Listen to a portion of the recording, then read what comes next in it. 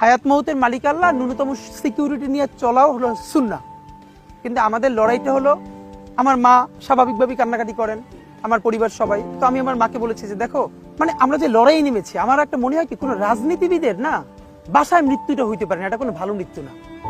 যিনি রাজনীতি করেন, যিনি লড়াই করেন, যিনি বিপ্লবী, যিনি সংগ্রামী, তার মৃত্যুটা হবে একটা সংগ্রামের মধ্য দিয়ে, একটা রাজপথে, একটা গ্লোরির মৃত্যু।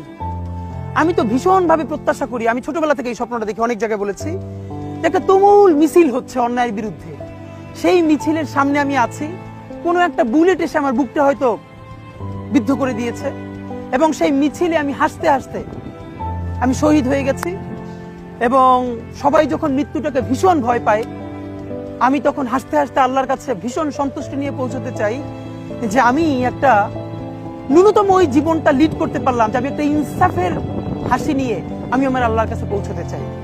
সুতরাং আগামী 50 বছর বাঁচলাম, কোনো ইম্প্যাক্ট তৈরি হলো না আমারে দিয়ে, দেশের জন্য, রাষ্ট্রের জন্য, উম্মার জন্য, জাতির জন্য। কিন্তু আমি ধরেন 5 বছর বাঁচলাম, সেটার মধ্য দিয়ে যদি আগামী 50 বছরের ইম্প্যাক্ট তৈরি হয়, তাহলে অনেকদিন বেঁচে থাকায় কি সাফল্যের বলেন? শহীদ প্রেসিডেন্ট জিয়াউর রহমান কয়টা দিন বেঁচেছেন, কিন্তু ভাবেন আজকে পর্যন্ত উনি আমার অনুপ্রেরণা। হাঁটতে হাঁটতে আমার পা ফুলে যায়, আমি, আমার টিম সেদিনকে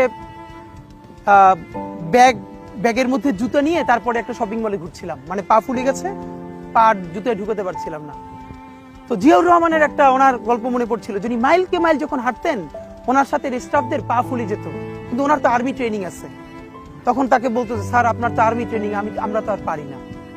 এই জন্য ওনাকে মানুষ রাখাল রাজা বলতো।